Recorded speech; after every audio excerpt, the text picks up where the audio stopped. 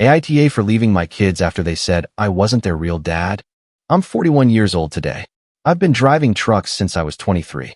I started with nothing but a commercial driver's license and a dream of one day owning my own rig. I worked like a man possessed. I lived in that truck, saving every single penny until I could buy my own Peterbilt, and it was working out pretty well.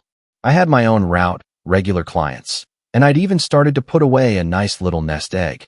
No wife, no kids, just me and my dog living the dream on the road. I wasn't rolling in dough, but I had my life in order. My truck was completely paid off. I had a small apartment that I barely used and enough extra cash to treat myself to a good steak whenever I felt like it. Not bad for a guy who grew up in a trailer park with nothing. But to understand this mess, you have to go back to the beginning. It was 2015, and I was at a PetSmart to buy food for my German Shepherd, Ghost. A normal Thursday afternoon, nothing special.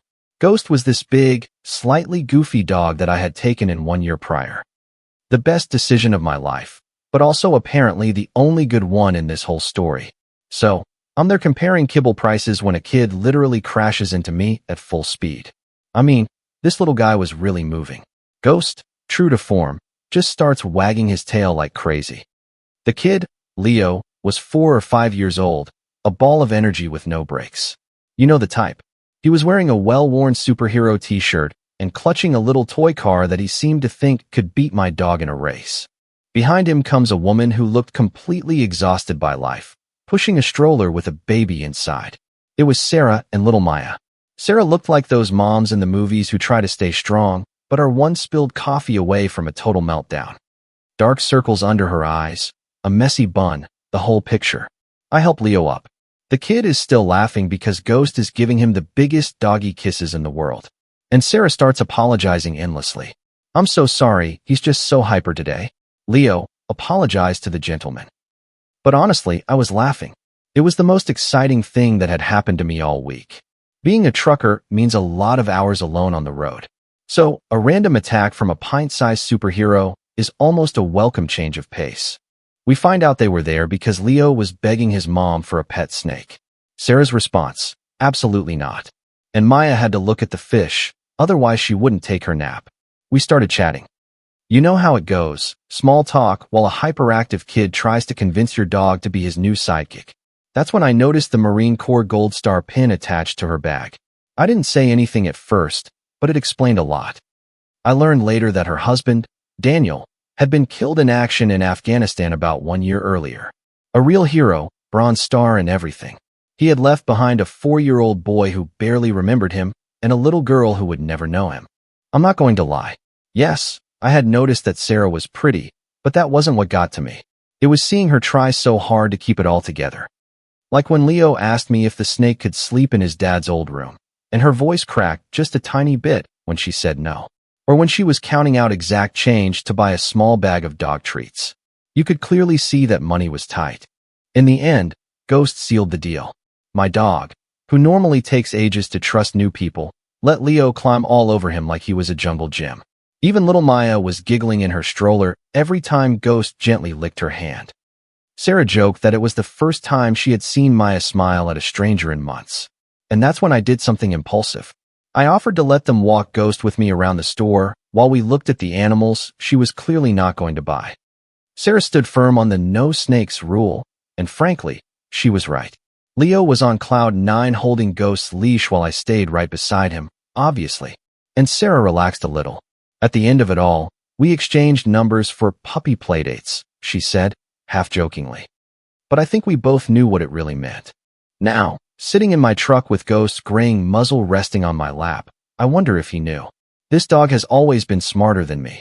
He loved those kids immediately. But every time Sarah was around, he had this strange look. No growling, nothing aggressive, just watchful. I should have paid more attention.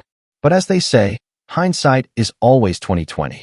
I guess a dog can't protect you from your own foolish heart, even if he sees it coming.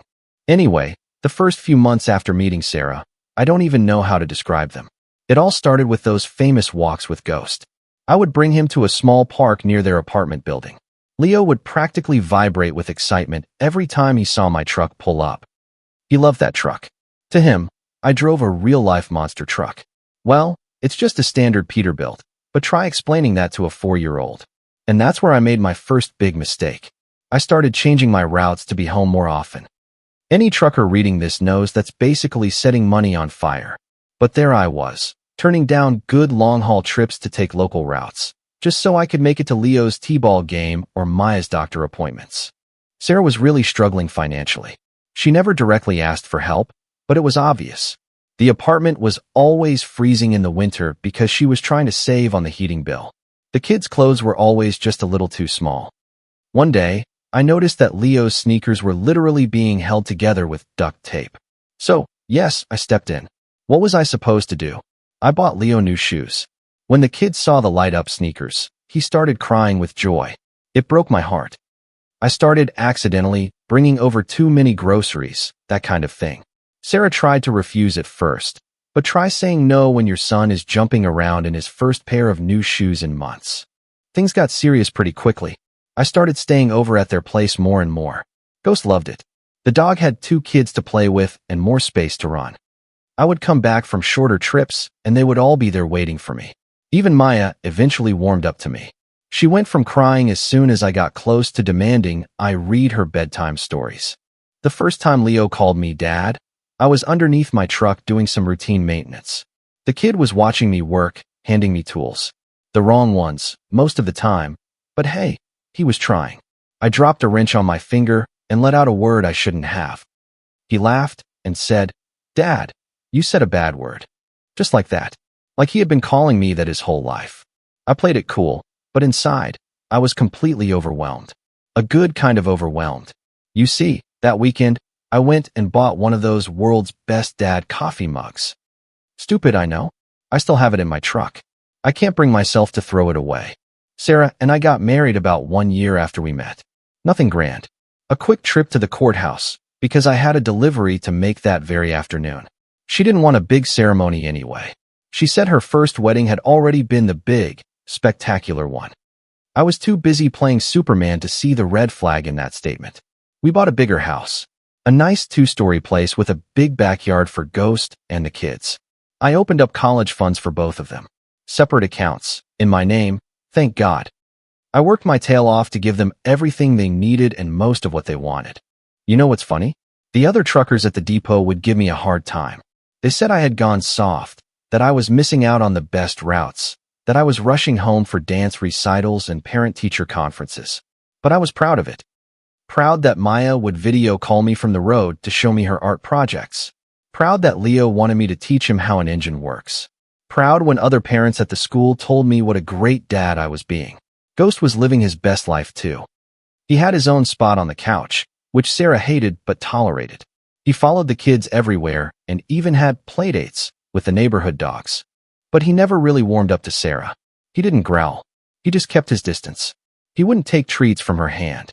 He wouldn't snuggle up against her like he did with me and the kids. I should have paid attention to that. I also started noticing little things about Sarah. The way she would introduce me as the kid's stepdad, instead of saying I was her husband. The framed photo of Daniel, her late husband, on her nightstand, while she never wanted to hang a single photo of our wedding. The way she talked about Daniel to anyone who would listen. Brave Marine, hero, perfect father. But if anyone asked what I did for a living, she would quickly change the subject. But hey, the kids seemed happy. The house was paid for, and I had what I thought was a family. Ghost had his humans. I had my ready-made family. Life was good. Or so I thought. You remember when I said Leo was this adorable little boy who thought my truck was the coolest thing on earth? Well, teenagers are a whole different species. When he turned 17, something changed. The first time I realized something was seriously wrong was when I came back from a 3-day trip. I had broken my back to get home in time for his big football game. I had even turned down a higher-paying route just to be there. I walk into the house. Ghost runs up to me as always, and I hear Leo talking with his friends in the kitchen. No, my real dad was a Marine. He won a Bronze Star and everything. This guy is just my mom's husband. I felt like I had been punched in the gut. This was the same kid who used to beg me to take him to the truck depot, who would sit in the cab of my rig for hours while I explained how the engine worked. And now, suddenly, I was just my mom's husband. But it got worse. Maya, who was 14 at the time, started to mimic everything her brother did. The eye rolls, the exaggerated size as soon as I walked into a room. One day, I asked her to clean up the mess she had left in the kitchen. You would have thought I had asked her to donate a kidney. Why should I? You're not my real dad. And there it was, that phrase. I was hearing it more and more. Every time I tried to set a rule or a boundary, you're not my real dad. Every time I tried to help with homework or offer advice, you're not my real dad. It had become their anthem. And Sarah, she had completely checked out. She was always on her phone, always too busy to deal with the situation. Once, I overheard her on the phone with a friend. She was laughing, saying the kids were just going through a phase and that they obviously missed their real dad. Their real dad. They didn't even remember him. It was as if the past decade of me being there for every scraped knee, every nightmare, and every celebration meant nothing. The worst part was, I started noticing how Sarah talked about me to her friends. Oh, he's on the road a lot. He drives trucks, always with this slightly embarrassed tone, as if she were ashamed. Meanwhile, she talked about Daniel as if he had personally hung the moon in the sky. Daniel the war hero. Daniel who would have wanted this. Daniel who would have done that. Even my relationship with Ghost started to change. Before, he would sometimes sleep in the kids' rooms. They used to fight over who got him for the night. Now, they would push him away. They said their friends were coming over and they didn't want dog hair everywhere. The only time they paid attention to him was when they needed something from me. Funny how they suddenly became dog lovers again when they wanted money for the movies or a favor. And then, I started discovering all these family activities I wasn't invited to. Sarah's family reunions, school events, even just simple dinners out. They would wait until I was on the road, and then they would all go out together. I would see the pictures later on Sarah's Facebook, everyone smiling, having fun. A perfect little family. While I was out on the road, earning the money that paid for it all. One night, I confronted Sarah about it. She looked at me with a kind of pity, like I was just some dumb trucker who didn't understand how things worked. They're teenagers, Jacob. They need their space. And besides, you're gone so often. Yes, gone. Gone killing myself at work to pay for their private school, their expensive phones, their cars because apparently, my truck was no longer good enough for them to be seen in. Gone taking extra runs to fund the lifestyle they had grown so accustomed to. It was like watching something rot from the inside out. On the surface, everything looked perfect. Nice house, nice cars, kids in good schools. But underneath, it was all falling apart. Ghost knew it. He had started resting his head on my lap every time I was home, looking up at me with those soulful dog eyes that seemed to understand everything, as if he was trying to tell me something. But I wasn't ready to listen. Not yet. Then things went from bad to worse. My tools started disappearing from the garage. Not just misplaced, but gone. Leo used to help me with my truck maintenance. He knew exactly which tools were the most expensive and important. Funny how those were always the ones that went missing. Then my truck started having issues. Nothing major at first. A scratch here, a small dent there. It could have been anything. But one morning, I went out and found my fuel tank cap had been completely unscrewed, just sitting on top. Anyone who knows trucks knows how dangerous that could have been if I hadn't noticed it before starting the engine. So, I installed a security camera in the backyard. And you know what I saw on the footage? Our precious son, Leo, at 2 in the morning, messing with my truck. When I showed the video to Sarah, you know what she said? Maybe if you were home more often, he wouldn't act out like this. Yes, that's when I started keeping evidence of everything. Every repair receipt, every tool I had to replace, every dime I spent. My lawyer says it was the smartest thing I ever did. But this is where it all really went off the rails. Maya, my little girl who used to beg me to read her bedtime stories. She started dating a college kid named Kevin. A real piece of work, the typical rich kid with a luxury car his daddy bought him. At first, I didn't pay it much mind. It was none of my business who she dated. But then I noticed she stopped wearing the necklace I had bought her for her 16th birthday, the one she swore she would never take off. Later, I found out she had told her friends it was embarrassing because it probably came from a truck stop. It was from Tiffany's, and I had worked overtime for 2 months to afford it. One night, I was home between trips, and I overheard Maya and Sarah talking in the kitchen. Maya was saying that Kevin's family was throwing a big Christmas party, a really fancy affair. But Mom, what do I tell them about Dad? My ears perked up. I was thinking that maybe, just maybe, she was worried about having to explain her stepdad's job. Well, no. Tell them what I always tell people, sweetheart, that your dad was a Marine who died serving his country. They didn't even lower their voices. They didn't care if I heard. I was sitting right there in the living room with Ghost, and they acted like I was invisible. Ghost growled. It was the first time I had ever heard him growl at a member of the family. Sarah jumped and tried to laugh it off. Oh, this dog is getting so grumpy in his old age. No, Sarah. Ghost had just stopped pretending. Just like me. But the final straw was when I discovered they had hosted a whole Thanksgiving dinner while I was on the road. Not just them, but Sarah's whole family, the kids' friends, even some neighbors. I saw the pictures on social media. They had set up tables in my backyard, used my grill that I hadn't been allowed to touch for months because the smoke supposedly bothered Maya's allergies, and they all played one big happy family. The caption under the photo read, "So thankful for family." And right underneath, a comment from Sarah, "Missing Daniel even more today." Meanwhile, I was driving through a snowstorm in Wyoming, delivering emergency medical supplies, thinking about my family. They weren't just living their lives without me. They were actively pretending I didn't exist. That night, I had had enough. Sitting in my truck with Ghost, I started making a plan. I called my friend Rich, who happens to be a very successful lawyer. I started gathering documents. I took screenshots of everything, but I still wasn't ready to pull the trigger. I still thought, foolishly, that maybe there was something left to save. What an idiot I was. But you know what's funny about life? Right when you think things can't get any more screwed up, the universe finds a way to prove you wrong. That day started out normally. I was finishing a long haul from California and couldn't wait to surprise Maya for her 20th birthday. Little did I know, I was the one who was about to get the surprise. I was rushing to get home on time. Even though things were bad, I still wanted to be there for her. I had it all planned out. I had bought her a Tiffany bracelet I had been saving up for months. I got home early for once. It was about 6 in the evening. The sun was still up, and I saw all these cars parked up and down our street.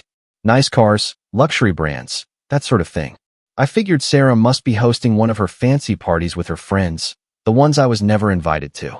Ghost started acting weird as soon as we pulled up. Usually, he's bouncing with excitement to get home, but this time, he was tense. I should have listened to him right then and there. I went around to the back of the house, because that's where all the noise was coming from. And there I saw it. A massive party in my backyard. Professional food service, elegant dresses, the whole 9 yards. And in the middle of it all, Maya, hand in hand with Daddy's boy Kevin. It was an engagement party. A party that no one had bothered to tell me about. But here's what really hit me. I'm standing there, hidden by the bushes, with the bracelet box in my hand, and I hear an older woman, Kevin's grandmother I later learned, ask Maya, "And what does your father do for a living, sweetheart?" And I'm thinking to myself that maybe, just maybe, after all these years, Maya will acknowledge me. Even a simple, "My stepdad is a truck driver," would have been something. Maya, in her designer dress that I know Sarah could never have afforded, looks the old lady dead in the eye and says, "My dad was a Marine. He died in Afghanistan when I was a baby. He was a hero." Sarah is standing right there. She nods proudly and adds, "Daniel would be so proud of the woman Maya has become. He always wanted her to make a good match." A good match. As if being a hard-working man who provided for their family for 15 years wasn't good enough. Then Kevin's dad starts talking about wedding plans. Big church ceremony, a reception at a country club, every luxury imaginable. And then, he brings up the traditions involving the father of the bride. Maya doesn't even hesitate. "Oh, my Uncle Mark will stand in for my dad. He was my dad's best friend in the Marines." Mark. The guy who never contributed a single thing to Maya's life besides showing up drunk on Christmas and telling war stories about Daniel. I must have made a sound, because Ghost let out a little whimper. That's when they finally noticed me standing there. The look on Maya's face. No shame, no guilt, just pure annoyance. Like I had ruined her perfect moment simply by existing. Sarah tried to save the situation. "Oh, Jacob, you're home early. We were just..." But I wasn't listening anymore. I was looking at my house, my backyard, this party paid for with my money. I found out later Sarah had used my credit card for the whole event, celebrating my daughter's engagement, and I wasn't even supposed to exist. The bracelet box felt like it weighed a ton. Ghost was glued to my leg, as if he was trying to both protect and comfort me. Kevin's mom, trying to be polite, asked who I was. Before anyone could answer, I just turned around and left. I got in my truck. Ghost jumped inside, and we drove away. I spent the night at a truck stop about 50 miles away, just sitting in my cab with Ghost, both of us staring into the darkness. That night, I called Rich, my lawyer friend. I told him, "It's time." He simply replied, "Finally. I've had the papers ready for months." Honestly, after that engagement party incident, something inside me broke. Or maybe it got fixed. Depends on how you look at it. I spent the whole night in my truck with Ghost, looking at old photos on my phone. Pictures of Leo's first baseball game, Maya's dance recitals, all those moments that I thought meant we were a family. But there is something most people don't understand about trucking when you're an owner-operator. It's not just a guy driving a big rig. It's a business. Contracts, accounts, assets, a whole system.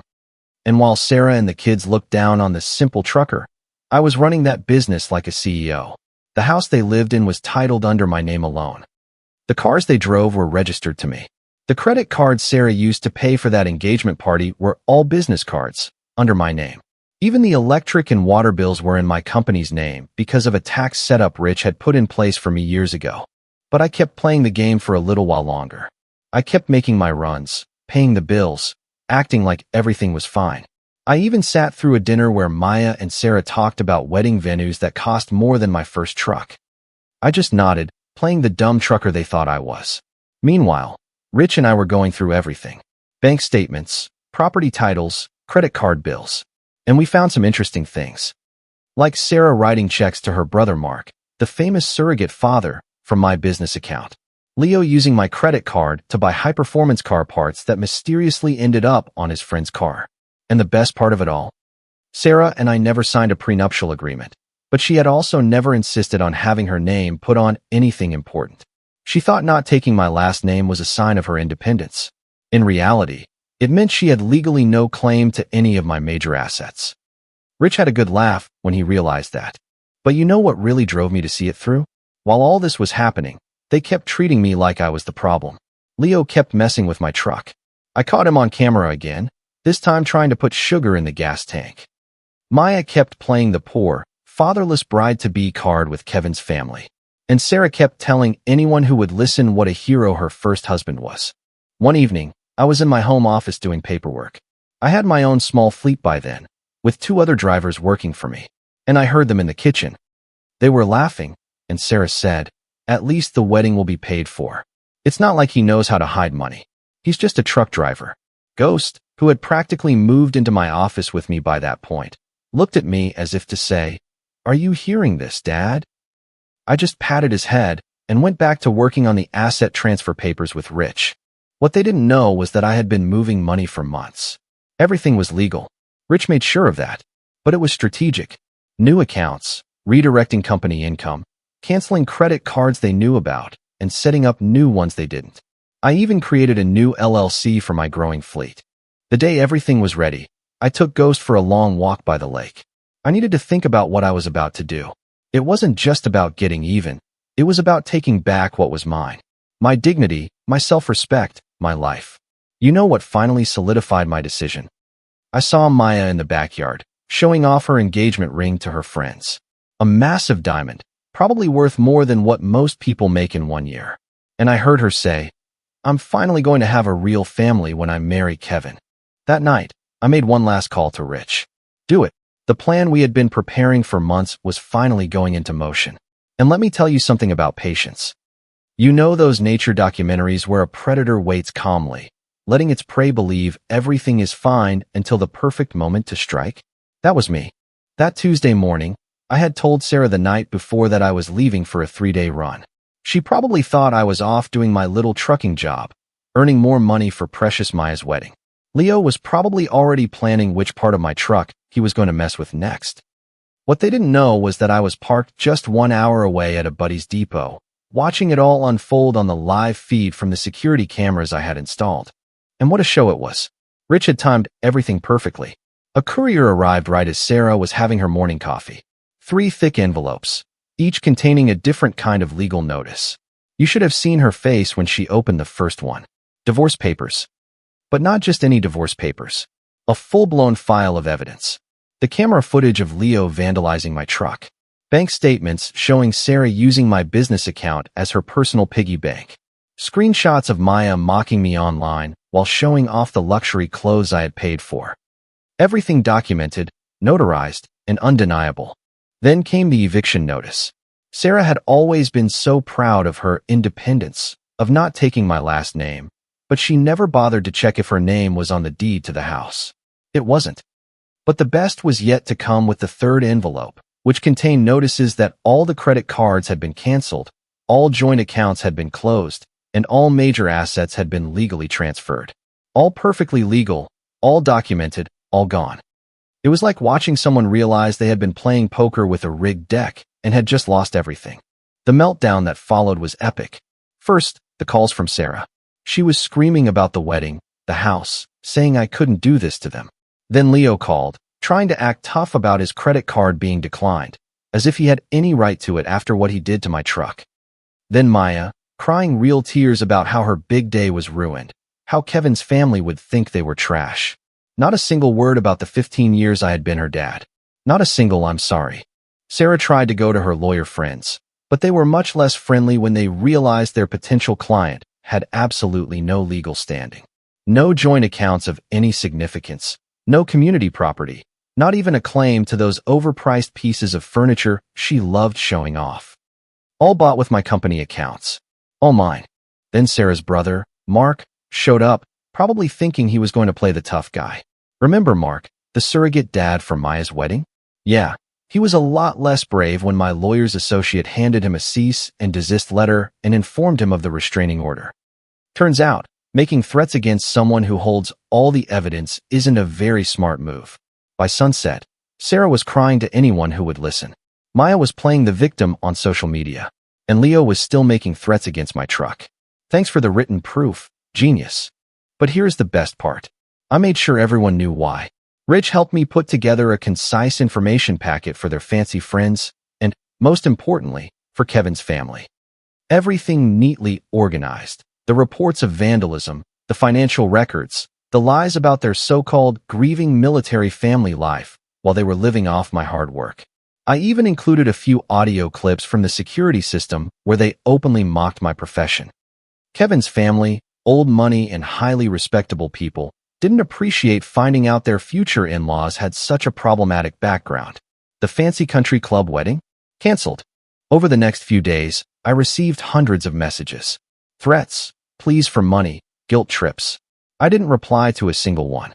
I just stayed in my truck with Ghost, watching karma do its job through my phone screen. A week later, I drove past the house. There was a moving truck in the driveway. Reality is a harsh thing when it finally hits. Now, I'm sitting by the lake where Ghost and I used to take the kids fishing. Ghost is rolling in the grass next to my chair. He's probably dreaming of chasing squirrels or stealing my breakfast sandwich like he did this morning. It's been 1 year since everything went down, and sometimes I still have a hard time believing how much my life has changed. It's funny what happens when you hit rock bottom. When you start climbing back up, you realize the fall might have been necessary to appreciate the view from the top. Take my business, for example. Remember those 2 drivers I mentioned? We're up to 6 now. All with solid routes, all with fully paid off trucks. It's amazing what you can accomplish when your income isn't being siphoned off by people who see you as a walking ATM. I couldn't keep the old house. Too many bad memories. I found a smaller place near my depot with a big fenced-in yard for Ghost to run around in. It has a garage where I can work on my trucks in peace, and, most importantly, no drama when I walk through the door at night. People often ask me what happened to them. After all, everyone loves to watch a train wreck from a safe distance. Sarah ended up moving in with her heroic brother Mark. Funny how his heroic spirit seemed to evaporate when she actually needed help. The last I heard, she was answering phones at a dental office. Apparently, a simple trucker wasn't such a bad financial provider after all. Leo is now working at his uncle's tire shop. College didn't seem so appealing once the money from mom's husband stopped flowing. A bit ironic, the kid who thought manual labor was beneath him now spends his days changing tires. Life has a sense of humor, you have to give it that. And Maya? That fairy tale wedding completely fell apart. Kevin's family, with their inherited wealth, had some serious concerns about their precious son marrying into a family with such questionable values. Their words, not mine. They offered to fund a much smaller, more private ceremony, but the princess refused. Now, she's waiting tables at a dining chain and living back with her mom. The Tiffany bracelet I had bought for her 20th birthday, I sold it. I used the money to buy Ghost a custom orthopedic bed. Best trade I ever made. The messages still come in sometimes. Long texts from Sarah explaining how I destroyed the family go straight into Rich's evidence file. Maya tried the "I miss you" dad card on my birthday. Funny how that word only seems to be important when they need something. From Leo, radio silence. And that's perfectly fine by me.